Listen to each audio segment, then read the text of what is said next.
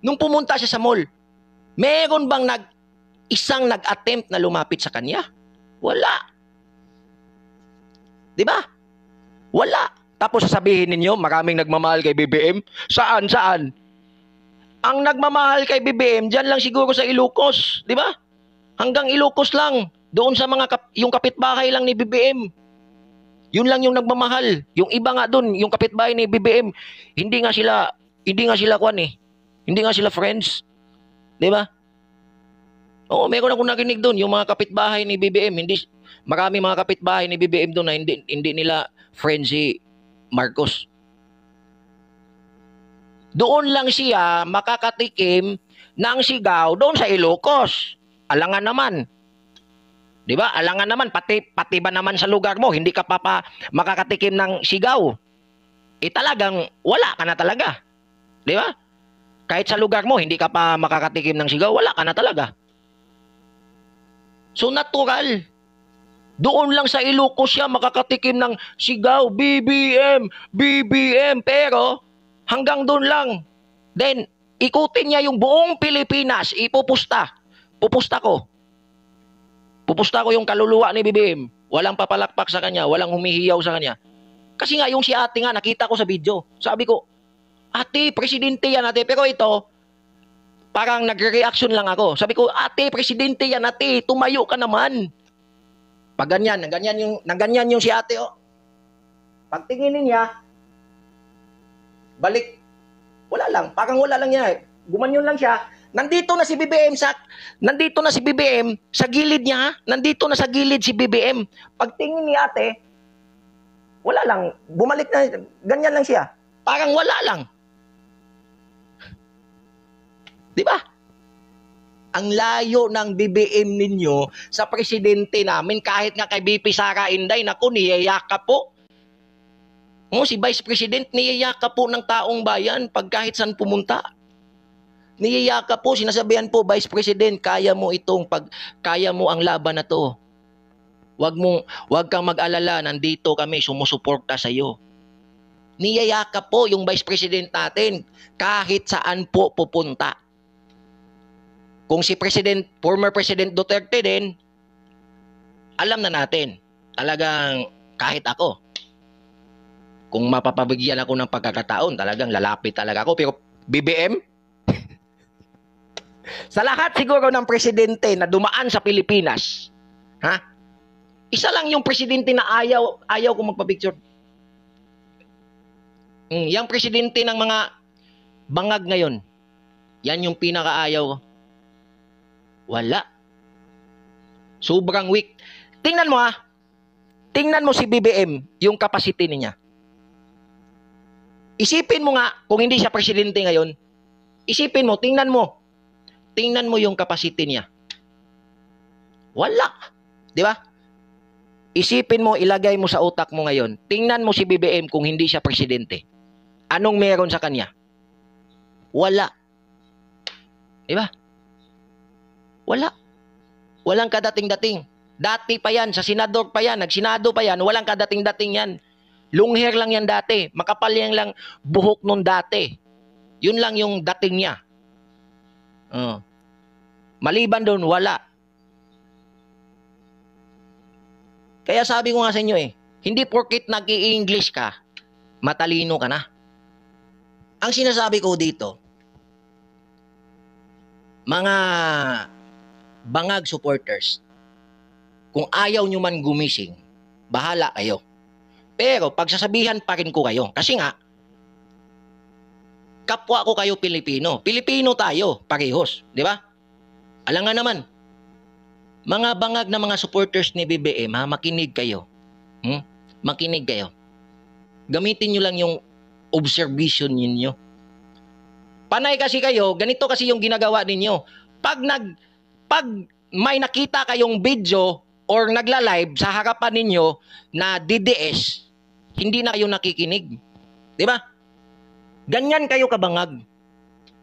Pagtingin ninyo, ay DDS, kalaban to, hindi tayo makinig nito. Ganyan kayo ka mga bangag, mga supporters ng ni BBM. alam ninyo, kung hindi niyo man, kung nabulag man kayo sa katotohanan, hindi ko alam kung saan kayo, bakit kayo nabulag sa katotohanan. Di ko alam kung ano ang ginawa ni BBM. Una sa lahat, kung makapagsalita ka naman ng bangag sa mga supporters ng PBBM, wagas. Kayo nga itong mga natukhang nung panahon ng EGK Totoo yun mga kababayan. Kung makikita nyo po, may mga natukhang po na kuhanan po ng picture at video na mga nakasuot po ng bowler na nakalagay Duterte diehard supporter. DDS po natukhang. So ibig sabihin, sila yung mga involved sa sa mga gawaing illegal. Natukhang po sila So, huwag mo kaming tawaging bangag, no? Kung makapagsalita ka, makatawag ka sa mga sumusuporta kay PBBM ng bangag, akala mo napaka titinuon yung mga DDS Tapos sabi pa niya, kapag daw po naglalive ang mga DDS, ay makinig daw po tayo at manood. Bakit tayo makikinig sa kanila? Puro ka fake news ang kanilang sinasabi sa kanilang mga live at content. Puro panlalait, pang-insulto, pagmumura, puro violenting pananalita at puro ka fake newsan. Hindi po ba? Manong-mano po yung mga yan sa idol nila. Bakit kami makikinig at manonood sa inyo? At saka ang laki po ng problema ng mga iyan dahil pinagkukumpara po nila yung crowd, no? Yung pagdumog ng mga tao sa pagpunta ni PBBM sa Tagum, if I'm not mistaken sa Davao yon, at saka dun sa pagpunta ni VP Sara sa Cebu. Ito po yung pinapatrending nila. Ito mga kababayan, ito po yung kanilang pinaghihimutok, no? Dahil dito, pumunta po si PBBM sa Tagum. Ayan, at sinasabi nila na hindi man lang daw nilapitan ng mga tao, yung mga tao nakaupo lamang. Ayan po yung pinapatrending nila. Inihahambing nila dito sa picture ni VP Sara na dinumog ng mga tao sa Cebu ito, ayan at nagpapa-selfie. Alam niyo mga DDS, okay masyadong mababaw, ang babaw naman ng kaligayahan nyo. Yan lamang, tuwan-tuwa na kayo. Meron talagang mga pinupuntahan si PBBM kung saan controlled ang crowd, kontrolado ang crowd at mga disiplinado yung pinupuntahan niya. Pero may mga pinuntahan din siya na talaga naman dinumog siya ng mga tao. Ito po, ayan, tignan niyo yung picture. Hindi po yan sa Ilocos. Kung hindi ako nagkakamali, sa abroad po yan, mga OFW.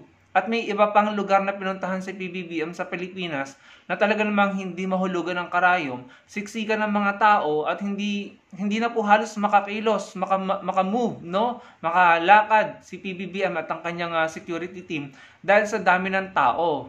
Tapos nakakita lamang kayo ng crowd ni VP Sara na dinumog, nagpapaselfie, pinaghambing nyo na doon sa pagpunta ni PBBM sa Tagum. Hindi tama yan dahil may mga pinuntahan si VP Sara na hindi rin naman siya dinudumog ng mga tao, na yung mga tao ay reluctant din naman lumapit sa kanya. And si PBBM, may pinuntahan din naman siya na kahit hindi sa Ilocos, sa ibang bansa, sa iba't ibang parte ng Pilipinas, na dinumog din naman. Hindi ba kayo nagtataka mga DDS? Lagi niyo sinasabi, sa Ilocos lang dinudumog or natutuwa ang mga tao kay PBBM. Ang tanong ko sa inyo, si PBBM pumupunta po ng Davao City, may crowd, pumupunta ng Tagum sa Davao, no? Davao region, pumupunta ng Mindanao, pumupunta ng Visayas region, may crowd, maraming taong pumupunta at dumudumog sa kanya. Pumunta rin siya sa Bicol, sa Balwatan ni Atty. Leni Robredo at marami rin tao ang sumalubong sa kanya doon. No, so itong tanongin niyo sa sarili niyo, bakit si VP Sara nung pumunta sa Bicol, sa Balwatan ni Atty. Leni Robredo, walang photos, walang videos, at bakit sabi ng mga Bicolanong nakausap ko, halos hindi daw pinapansin doon, no? Nung bigla siyang pumunta dun sa bahay ng Atty. Leni Robredo. At bakit hindi makapunta ni VP Sara or ni dating Pangulong Duterte sa Ilocos, sa baluarte ni PBBM, no? Kasi si PBBM nakakapunta ng Mindanao, ng Bisaya. Si Atty. Leni nakakapunta rin ng Mindanao at Bisaya nung siya ay VP pa at dinudumog sila ng mga tao, no? Nakakapunta sila sa hindi nila baluarte, no? Pero bakit yung mga Duterte hindi makapunta ng Ilocos region? Pumunta man si VP Sara ng Bicol, wala pong photos tayong nakita, wala tayong videos na nakita. And according sa mga kakilala ko na taga Bicol, nung pumunta sa simbahan, halos daw po walang pumapansin, no? So wag niyong pinagyayabang yung ganyang bag. Nakakita lang kayo ng controlled crowd, no? Nung pumunta si PBBM sa Tagum, akala niyo hindi na siya gusto ng mga tao, tapos inihambing niyo dun sa crowd ni VP Sara na maraming tao. Ang babaw naman ng kaligayahan niyo. Sige nga, papuntahin niyo ng ibang bansa si VP Sara. At kasi si PBBM pumunta na ng ibang bansa sa abroad At dinumog siya ng mga OFW doon. Nakakita na ba tayo ng crowd ni VP Sara sa ibang bansa nung pumunta siya sa abroad na kasing dami, kasing dumog ng crowd ni PBBM nung pumunta siya sa abroad? May ganun ba si VP Sara? Kasi kung gusto niyo pababawan ng kaligayahan, o sige, patulan namin kayo. No? Magpakita kayo ng ganung pictures sa abroad or sa Ilocos. Kasi si PBBM, again, pumupunta po siya sa Davao Region, sa Mindanao. Pero may crowd siya. Si VP Sara, si dating Pangulong Duterte, hindi sila makapunta sa Ilocos. Ilocos Sur or Ilocos Norte or sa Norte. Tapos ang alam ko yung campaign rally nila sa Iloilo na-cancel. Hindi ko alam kung bakit na-cancel, pero ang alam ko po na-cancel. So mga kababayan, grabe naman ang kababawan, pinagmalaki mo na yan. Tapos kung ano-ano nang sinabi mo sa mga supporters sa PBBM at kay PBBM, ang dami mo nang sinabi. Ang dami mo nang pinalabas na opinion mo na malayo naman sa katotohanan. Gusto mo pa manood kami sa'yo at sa mga DDS? Sa mga live nyo, puro ka-fake na sanang kinukuda nyo, panlalait, panginsulto, pagmumura at mga violenting pananalita ang maririnig namin sa inyo. Bakit kami manonood sa inyo? Anyway mga kababayan, bago po tapusin ang video na ito, gusto ko pong manawagan sa PCO, Presidential Communication Office, sa NBI, sa Palasyo. Baka naman po pwede nyo tignan itong ginagawa ng mga DDS na iyan. No? Ito po si Maricar Serrano. Tignan nyo ang share niya sa kanyang wall, yung kanyang content na iyan. Tignan nyo, tama ba yung ginawa niya? Ayan, tignan niyo ginawa niya sa picture ng Pangulo. Presidente po ng Pilipinas, mga kababayan. Ayan, basahin niyo po yung kanyang yung kanyang caption. Ayan tama ba yung ginawa niya, mga kababayan? So sana po NBI, PCO at saka sa Palasyo ng Malacanang, baka pwede niyo naman pong tignan itong ginagawa ng mga ito at tignan niyo kung meron silang nilalabag na batas. Dahil mga kababayan, kung yan ay ginawa nila sa presidente ng North Korea at taga North Korea sila or sa China or sa Japan, malamang sa malamang, may kalalagyan ng mga yan. Dito kasi sa Pilipinas, sobrang sobrang maluwag no? Hindi tama yan. Alam nyo, may mas malala pa dyan na ginagawa sila sa TikTok live nila. Nilalagay nila sa kabaong, ine-edit nila yung mata, pinaluluwa nila, tapos pinaiitim nila yung kulay. Grabing edit po para papangitin po yung itsura ng presidente po ng bansa natin. Presidente po ng bansa natin, ganyan nila itrato basta sa social media. So sana NBI, PCO at Palasyo ng Malacanang, tignan nyo naman po yung ginagawa nila, mga kababayan. Wag po natin silang gayahin, wag po natin gawin niya sa kanilang mga iniidolo at sinusuportahang politiko dahil hindi po yan tama, no? Masakit para sa mga sinusuportahan natin na ginagawa ng ganyan. Wag po natin gawin sa kanila. Hayaan na lang po natin silang managot sa batas kung meron po silang nilabag sa batas. Alam nyo, itong Maricar Serrano na to, namimihasa na to ang dami niya pong post ng mga ganyan at kung ano-ano pa, no? So sana matignan ng NBI. So mga kababayan, patuloy po tayo magpo-push back sa mga narrative na mga yan at sa mga pinagagagawa ng mga yan sa social media. Sabi nga po ni dating Supreme Court Associate Justice Antonio Carpio, huwag bumoto ng senatorial slate ng kampo ng mga Duterte dahil mga maka-China po yung mga yan. No? Yung mga ginagawa ng mga ito ay pinopromote ang mga kandidatong senador nila na maka-China. Kaya lalabanan po natin yung mga yan. Dahil hindi na po tama talaga ang pinagagagawa ng mga iyon. Ayaw tawaging West Philippine Sea ang West Philippine Sea. Puro pabor sa China ang mga pinagsasabi, ang mga statement nila, no? Talagang kitang-kitang matramdam na ramdam mo na pabor sila sa China, no? So, kung nag-OU na kayo, ako kasi hindi ako naniwala dun sa jet ski, no? So, kung may mga naniwala po doon, noon, at ngayon na-realize nyo na yung pala ay kayabangan lamang at joke, no? Na pinaniwala kayo doon, akala nyo magiging strong and tough siya sa pagdating sa kanyang polisiya sa West Philippine Sea kontra China, yung pala leaning, no? Yumaka pala sa China. So, kung napaniwala kayo noon, ngayon, sana po matuto na tayo, no? Salamat po sa panonood. Sana po i-like nyo ang video at makapag-comment kayo. At magkita-kita po tayo sa susunod kong video. Salamat po.